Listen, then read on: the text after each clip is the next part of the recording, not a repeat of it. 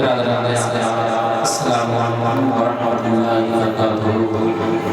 وعلیکم السلام ورحمۃ اللہ وبرکاتہ۔ الحمدللہ رب العالمین والعاقبۃ للمتقین والصلاة والسلام علی سید المرسلین وعلی آلہ واصحابہ اجمعین، اما بعد فاعوذ باللہ من الشیطان الرجیم، بسم اللہ الرحمن الرحیم۔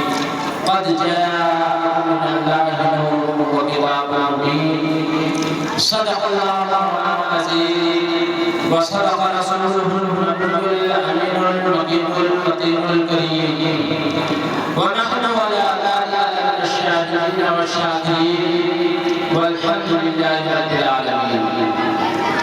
آئیے سب سے پہلے اسلامی کائنات مرکز عقیدت حضور محمد مصطفیٰ محمد مصطفیٰ صلی اللہ علیہ وسلم کی بارگاہ میں درود و سلام کا ہدیہ پیش کریں۔ پڑھنے آواز اللہم صلی علی سیدنا مولانا محمد معظم الجود والکرم وعلہ الکرام الکریم وبارک وسلم صلاۃ و سلام علیک یا رسول اللہ، صلاۃ و سلام علیک یا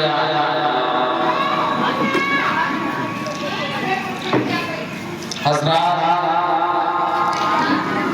آج 12 ربیع الاول شریف کی 12 تاریخ ہے۔ ہر بچہ یہ جانتا ہے کہ میرے نبی پاک صلی اللہ علیہ وسلم نے اسی تاریخ میں ولادت بسعادت ہوئی ہے۔ میرے عزیزوں، نبی پاک صلی اللہ علیہ وسلم کے صدقے اللہ تبارک و تعالیٰ نے ساری کائنات کو بچایا اور بسایا،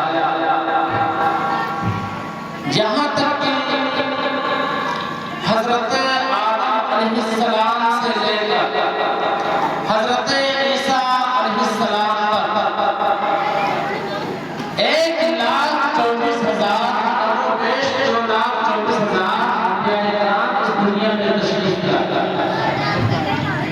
اس سے پہلے میرے آقا مولا صلی اللہ علیہ وسلم کے نور پاک کو اللہ تبارک و تعالیٰ نے پیدا فرمایا، یہاں تک کہ آدم علیہ السلام جب آپ و گل کے درمیان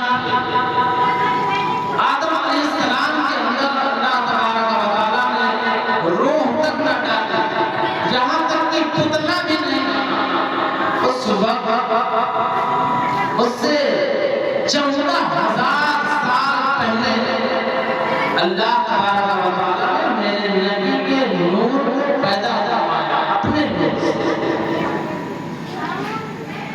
لہذا میرے عزیزوں اور دوستوں،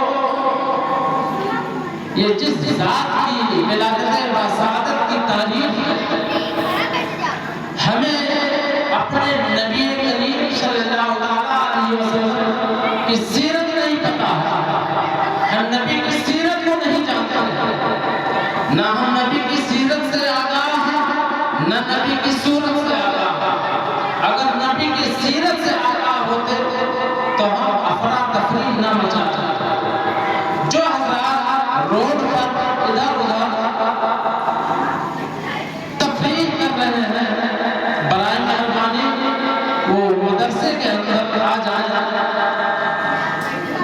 جس ذات کی ولادت و سعادت کی تاریخ اگر ولادت و سعادت نہ ہو تو ہم اور آپ اس دنیا میں نہ ہو۔ لہذا بچے اور بچیاں اپنی جگہ پر خاموشی کے ساتھ بیٹھ جاتے ہیں۔ جو حضرات ادھر گھوم رہے ہیں وہ برائے مہربانی مدرسے کے اندر آ جائیں۔ میرے نبی پاک صلی اللہ علیہ وسلم کی شان میں گستاخیاں کی جاتی ہیں، توہینیں کی جاتی ہیں، گستاخیاں لکھ کر کتابوں میں اچھا بھی لیکن ہمیں نبی کی سیرت نہیں معلوم. نبی پاک صلی اللہ علیہ وسلم نے جب اس دنیا میں میرے آقا کی ولادت بسعادت ہوئی تو تمام ظلموں کا خاتمہ ہوا.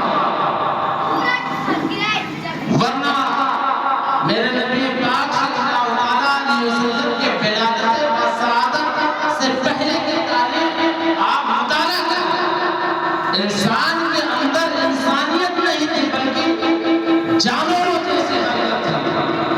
اگر کسی قبیلے میں اور کسی قبیلے سے لڑائی ہو جاتی تو برسہ برس وہ آگ سلگتی رہتی. لوگ اپنی بچیوں کو زندہ درگور کر دیا کرتے تھے. یعنی اپنے اولاد سے ایک جانور بھی محبت کیا کرتا ہے, ایک چوپایا بھی محبت کرتا ہے, ایک چڑیا میں پناہ اپنے بچوں سے محبت کیا کرتا ہے. لیکن میرے عزیز اور دوستوں, میرے آقا و مولا صلی اللہ علیہ وسلم کے تشریف لانے سے پہلے ایسا ماحول تھا کہ ظلم و تشدد و خونریزی و بربریت کا ماحول تھا. اللہ تبارک و تعالیٰ نے شیطان کی سرکوبی کے لیے حضرت آدم علیہ السلام کو پیدا فرمایا. فرعون کی سرکوبی کے لیے اللہ تبارک و تعالیٰ نے حضرت موسیٰ علیہ السلام کو پیدا فرمایا. نمرود کی سرکوبی کے لیے اللہ تبارک و تعالیٰ نے حضرت ابراہیم علیہ السلام کو پیدا فرمایا. جس ذات پاک کی ولادت بسعادت کی رات تعلیم ہے, ہمیں باادب ہو کر مؤدب ہو کر نبی پاک صلی اللہ علیہ وسلم کی سیرت سماعت کرنی چاہیے. جس وقت میرے آقا کی ولادت بسعادت ہوئی ہے اس وقت ہمیں نبی پاک صلی اللہ علیہ وسلم کا باادب ہو کر درود و سلام کرنا چاہیے. اس وقت ہماری دعا کی قبولیت کا وقت ہوتا ہے. حضرت آدم علیہ السلام 300 سال تک جنت میں اللہ تبارک و تعالیٰ سے مغفرت کی دعائیں مانگتے رہے, مگر اللہ تبارک و تعالیٰ نے مغفرت نہیں دی. حضرت آدم علیہ السلام جو ظاہر میں میرے آقا و مولا ساری انسانیت کے باپ ہیں, حضرت آدم علیہ السلام اللہ کی بارگاہ میں دعا مانگتے رہے. جب آدم علیہ السلام نے نام محمد صلی اللہ علیہ وسلم کا وسیلہ کیا, اللہ تبارک و تعالیٰ نے فوراً دعا کو قبولیت کا درجہ عطا فرمایا. میرے عزیزوں اور دوستوں, جس ذات کی پیدائش کا وقت ہے, ایک ہے چین.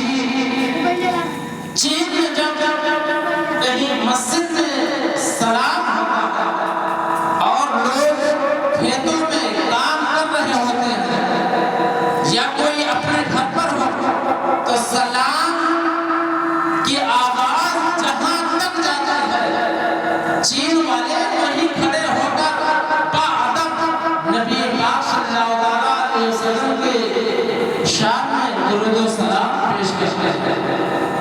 میرے عزیزوں اور دوستوں, آج ہمیں نبی پاک صلی اللہ علیہ وسلم کی سیرت نہیں معلوم ہے اور نہ ہم سیکھتے ہیں اور نہ پڑھتے ہیں. یہ مدرسہ رسول اللہ کا گھر ہے. یہاں سے جو پڑھ کر نکلتے ہیں وہ رسول اللہ کے نائب ہوا کرتے ہیں. میرے عزیزوں اور دوستوں, ہمیں چاہیے کہ نبی کی سیرت مطالعہ کریں. اگر مطالعہ نہیں کر سکتے ہیں تو جو نبی کی سیرت بیان کریں یا نبی کے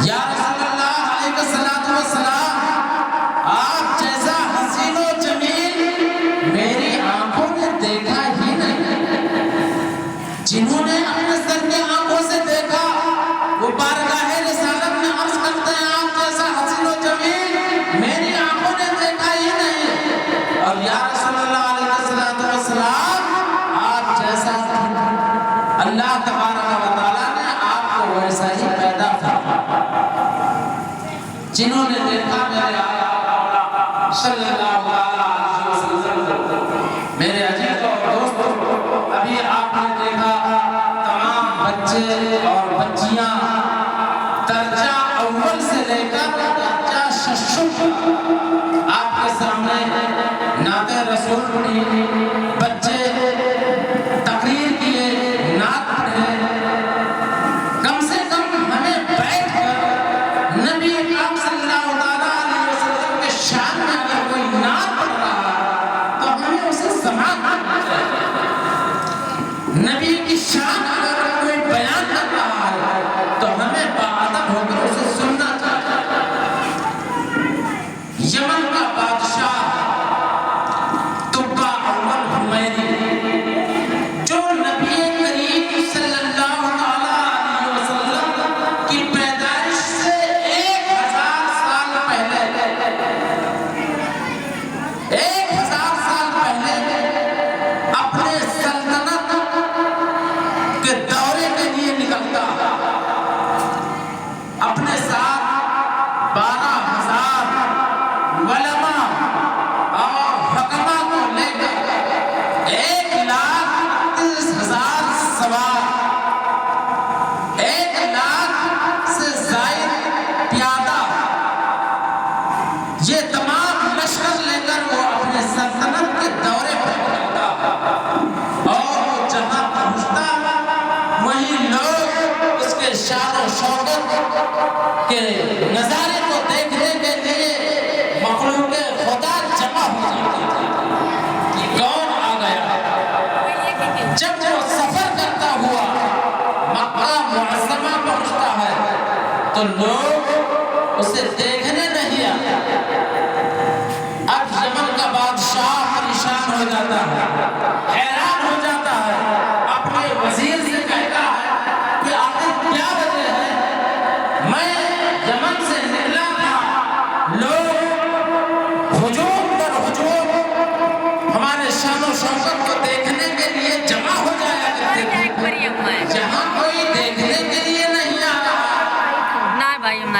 تو وہاں اس کے وزیر نے کہا کہ یہاں پر ایک گھر ہے جسے بیت اللہ شریف کہتے ہیں، اور تمہارے لشکر سے زیادہ ہر سال لوگ کعبہ معظمہ کی زیارت کو آتے ہیں اور یہاں کے لوگوں کی خدمت کر کے، عزت و احترام کر کے انہیں اکرام و انعام و اکرام سے نوازتے ہیں، پھر چلے جاتے ہیں، پھر یہاں کے لوگ ہمارے لشکر کو کیوں دیکھنے آئے؟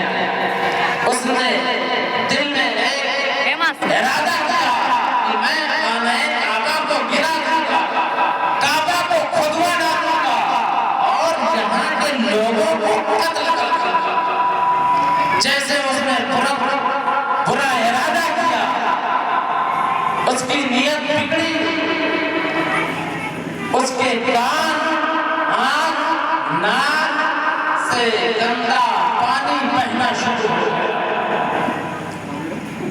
جب اس کی نیت بدل گئی کہ خانہ کعبہ کو گرا دوں گا، یہاں کے لوگوں کو قتل کر دوں گا، اس کے ناک، آنکھ اور کان سے گندا پانی بہنے لگا۔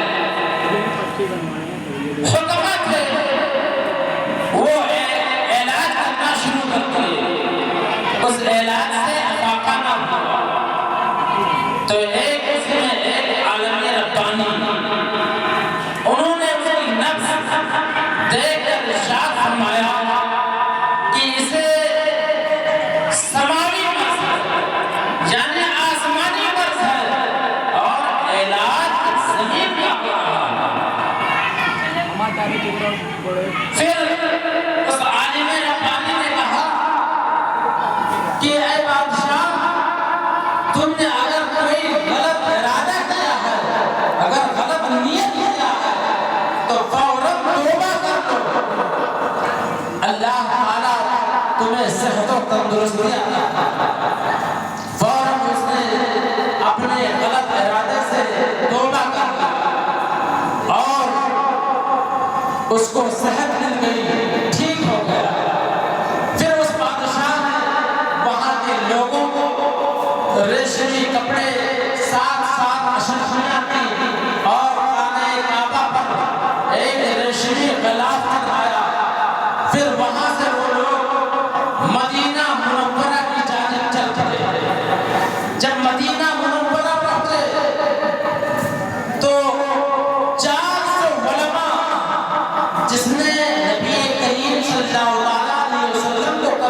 دیکھا نہیں تھا، ابھی میرے آقا کی ولادت نہیں ہوئی ہے، 1000 سال باقی ہے۔ 400 علماء جو نبی پاک صلی اللہ علیہ وسلم کی فضائل و خصائص، تاریخ و توصیف کتابوں میں پڑھی، اور لوگ ہجرت کے علامات دیکھے کہ نبی کریم صلی اللہ علیہ وسلم کی پیدائش ہوگی، وہ ایسے ہوں گے، ایسی جگہ پر ہجرت کر کے آئیں گے، ان کے ایسے ایسے علامات ہیں۔ انہوں نے مٹی کو سونگی اور اس سے اندازہ کر لیا کہ یہی ہجرت گاہ ہے، یہیں پر نبی کریم صلی اللہ علیہ وسلم ہجرت فرما کر مکہ معظمہ سے مدینہ منورہ تشریف لائے۔ میرے آقا مولا صلی اللہ علیہ وسلم کی ابھی ولادت بسعادت نہیں ہوئی ہے، ابھی میرے آقا صلی اللہ علیہ وسلم کے نور کا چرچا، آپ کے فضائل کا چرچا، آپ کے خصائص کا چرچا کتابوں میں لوگ پڑھ رہے ہیں۔ وہ خصائص اور فضائل اور ہجرت کی علامتیں دیکھ کر تقریباً 400 علماء وہیں ٹھہر جاتے ہیں۔ علماء نے کہا ہم یہیں مر جائیں گے مگر یہاں سے نہیں جائیں گے۔ علماء وہیں ٹھہر جاتے ہیں۔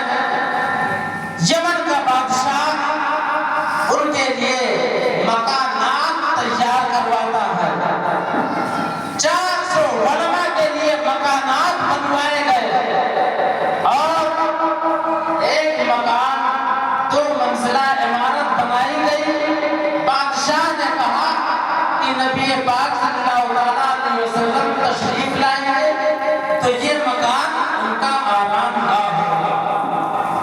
پھر علماء کو اس نے وصیت کی کہ آپ لوگ یہیں رہیے گا۔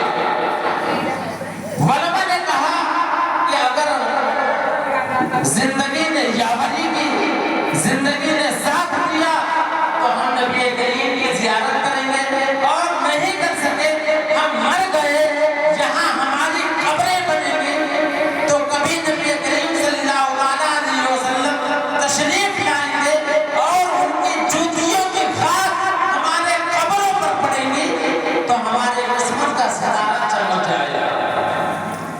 400 مکانات بنوائے گئے۔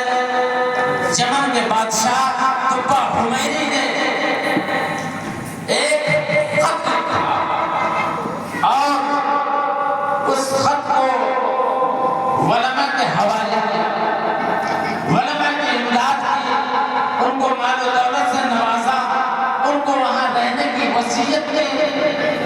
پھر اس نے ایک خط لکھا، اور 1000 سال پہلے، ابھی ولادت بسعادت نہیں ہوئی ہے، ابھی میرے آقا کا چرچا چل رہا ہے، کتابوں میں لوگ فضائل میں پڑھ رہے ہیں، خصائص میں پڑھ رہے ہیں، میرے نبی کا ابھی چرچا ہو رہا ہے، ابھی آپ کی ولادت نہیں ہوئی ہے۔ علماء وہاں ٹھہر جاتے ہیں۔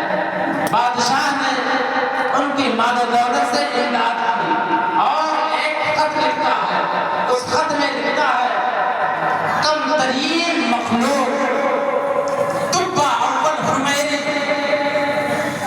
شفیع المذنبین، نبی آخر الزمان صلی اللہ علیہ وسلم، آپ کے بارگاہ میں یہ عریضہ پیش کرتا ہوں کہ میں آپ کو اللہ کا رسول مانتا ہوں، آپ کی کتاب کو مانتا ہوں، اور یا رسول اللہ علیہ السلام اگر زیارت ہو گئی تو ٹھیک ہے، ورنہ میدان قیامت میں، میدان محشر میں یا رسول اللہ ہمیں فراموش نہ کرنا، ہم آپ کے امت میں سب سے پہلے داخل ہو گئے۔ خط کے اور بھی کچھ مضمون تھے، اس خط کو لکھ کر وہ جو ایک اس میں عالم ربانی تھے ان کے حوالے کر دیا گیا، اور کہا گیا کہ نبی کریم صلی اللہ علیہ وسلم اگر تمہارے زندگی میں آ جائیں تو اس خط کو بارگاہ رسالت میں پیش کر دینا، ورنہ نسل مادہ